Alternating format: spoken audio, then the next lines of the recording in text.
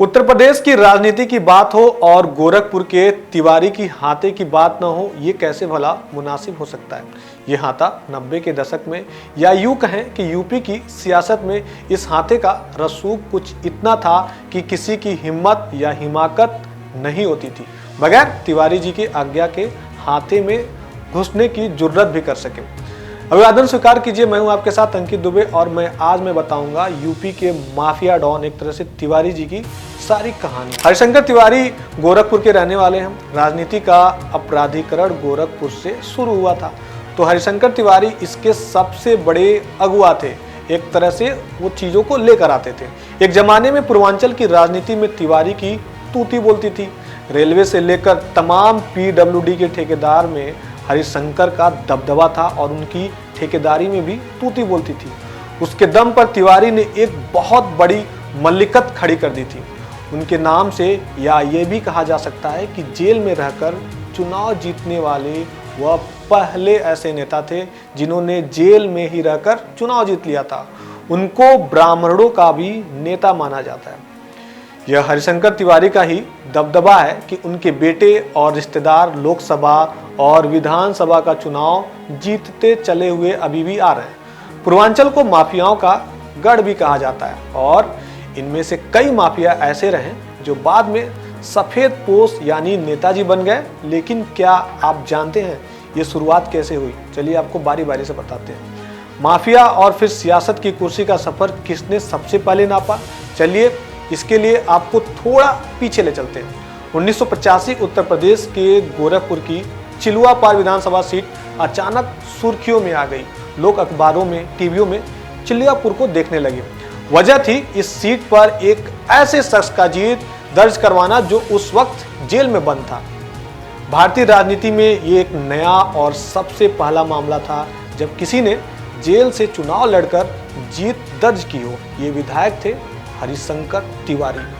ब्राह्मण जात से आने वाले हरिशंकर तिवारी ने कांग्रेस के मार्कंडे नंद को 21,788 वोटों से हराया था और यहीं से शुरुआत हो जाती है राजनीति के एक नए रूप की, बाहुबल की राजनीति की।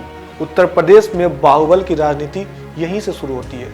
हरिशंकर तिवारी बेशक पहली बार विधायक बनकर चर्चा में हो, लेकिन उत्तर प्रदेश में खासकर गोरखपुर के माफिया राज में उनके नाम का डंका पहले से ही बजता था।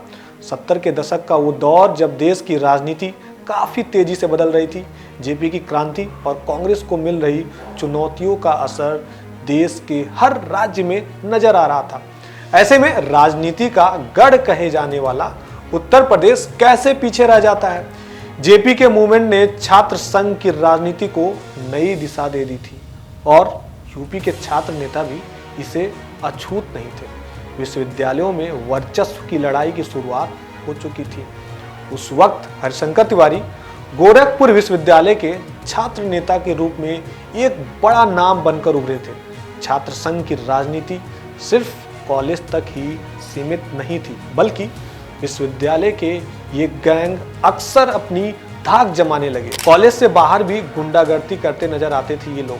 अलग अलग गुटों में मारपीट, गोलियां चलाना, चाकू मारना, किडनैपिंग जैसी वारदातें सामने आने लगी थी। इस दौरान हरिशंकर तिवारी के सामने बलवंत सिंह का गैंग हुआ करता था। अब चलिए बलवंत सिंह के बारे में जानते हैं। इन दोनों गुटों में अक्सर भिड़ंत की खबरें हमेशा आती रहती थी और अखबारों में निकलते रहता था। हरिशंकर तिवारी और बलवंत सिंह गोरखपुर में अपनी दबंगई कायम करना चाहते थे और मकसद था सरकारी ठेकेदारी में कब्जा जमाना और इलाके का माफिया डॉन बनना।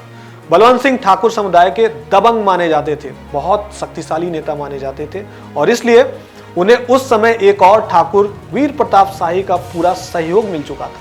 वहीं हरिशंकर तिवारी ब्राह्मण जाति के थे, तो जाति को लेकर दोनों गुट हमेशा आमने सामने होते थे। बलवंत सिंह के गैंग के साथ हरिशंकर तिवारी गैंग की भिड़ंत की खबरें अक्सर गोरखपुर में सुनाई देती थी। इन दोनों गुटों का मकसद होता था सरकारी ठेके हथियाना। सबसे मेन कारण जो लड़ाई का था सरकारी ठेका।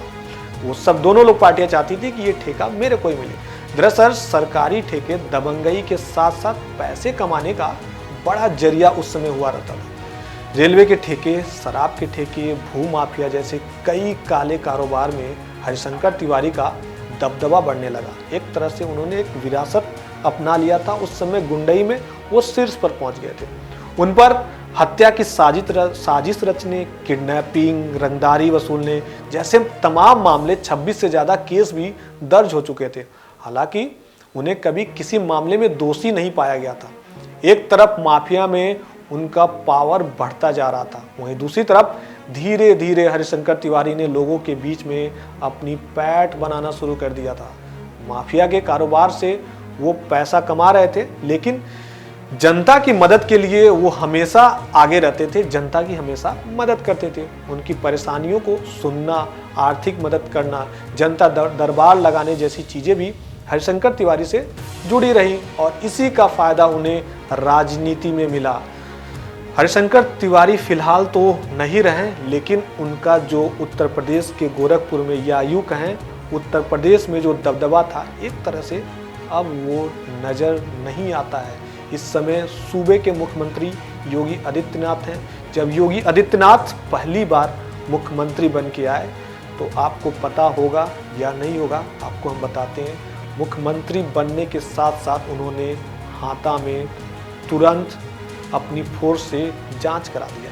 जांच कराने के बाद हरिशंकर तिवारी उस समय जिंदा थे, तो जब पुलिस वहाँ पे पहुँची तो हरिशंकर तिवारी ने बोला कि आप किस लिए आए? तो पुलिस वालों ने बताया कि हम जांच करने आए हैं और हमें सूबे के मुख्यमंत्री ने भेजा है, आप पे ये सारी चीज़ें इल्ज़ाम है। तो उन्होंने बताया, हमारे पास कुछ आपको नहीं मिलेगा, मेरे पास कुछ भी नहीं मिलेगा आपको। आपको अगर मिलेगा तो आप दीवार देखिए, दीवार पर मेरा एक लाइसेंसी बंदूक मिलेगा। उस समय पुलिस वाकई में देखी, उस दीवार पर एक बंदूक लटका हुआ था और तिवारी जो हरिशंकर तिवारी थे, उन्होंने ये दिखाया कि हमारे पास लाइसेंस है इस चीज़ का, और उसके अलावा उन्हें कुछ नहीं मिला। उन्होंने पुलिस से बोला, दरअसल हरिशंकर तिवारी काफ़ी दिनों से अस्वस्थ चल रहे थे, उन्हें दिक्कतें थी। उनका जो बेटा है चिलुआपार विधानसभा से विधायक बने, किसके नाम पे? हरिशंकर तिवारी के दमखम के नाते उनका बेटा चिलुआपार से विधायक बना, और उस तरह की रंगदारी, उस तरह की जो दबंगई थी वो कहीं नज़र नहीं आई उनके बेटे में, लेकिन हरिशंकर तिवारी में वो सारी चीज़ें नज़र आती थी। हरिशंकर तिवारी माना यह जाता है कि गोरखपुर में, या कहें उत्तर प्रदेश में, जब वो हाथे में बैठ जाते थे वहीं से राजनीति शुरू हो जाती थी। जैसे आज के ज़माने में हम लोग बोलते हैं कि मठ में अगर आपको कहीं भी उत्तर प्रदेश का सांसद बनना है, विधायक बनना है, अगर राजनीति में अगर आपको आनी है उत्तर प्रदेश की राजनीति में, तो आपको मठ के अंदर जाके मत्था टेकना पड़ेगा, क्योंकि वहाँ पे आपको कौन मिलेगा? योगी आदित्यनाथ मिलेंगे। वहीं से आपकी राजनीति पारी शुरू हो जाएगी। उसी तरह उस जमाने में हरिशंकर तिवारी का भी दबदबा हुआ करता था, वहीं से वो राजनीति शुरू करते थे। हाथे की बात करें तो हाथा में एक तरह से तमाम लोग वहाँ पे आते थे, जो भी विधायक, डीएम, एसपी सारे लोग आते थे, उनका आशीर्वाद लेने के लिए आते थे हाथा में। और हाथा में भीड़ हुआ करता था, सुबह से भीड़ शुरू होती थी और रात तक भीड़ खत्म ही नहीं होती थी। एक तरह से वो आशीर्वाद देते थे और बोलते थे, हम आपके साथ हैं और हम आपको आगे लेके चलेंगे। लेकिन वो आगे लेके चलना, इस कहानी में बहुत दिलचस्प ये चीज़ें हैं कि वो आगे कैसे लेके जाते थे। या तो उनसे पैसा मांगते थे, या तो ठेका मांगते थे अपने नाम के लिए। सूबे के जितने मंत्री बनते थे, मत्था टेकने के लिए कहाँ पे आना पड़ता था? तिवारी जी के हाथे में आना पड़ता था। उन सबको मत्था वहाँ पे टेकना पड़ता था। एक तरह से उनकी इतनी धाक थी, इतनी तूती बोलती थी उत्तर प्रदेश में, कि उससे बड़ा माफिया, हरिशंकर तिवारी से बड़ा माफिया कोई नहीं हुआ। लेकिन एक किस्सा और भी सुनाएंगे आपको, जो दूसरी सीरीज आएगी उसमें हम बताएंगे कि हरिशंकर तिवारी के पीछे कौन पड़ गया था उनका जान लेने के लिए। उन्हीं के साथ रहकर जिसने, हरिशंकर तिवारी ने जिसको पाला, उसी ने सुपारी ले ली थी हरिशंकर तिवारी को मारने के लिए। वो किस्सा फिर आपको बताएंगे। तब तक के लिए आप देखते रहिए इंडिया न्यूज़ का डिजिटल प्लेटफॉर्म।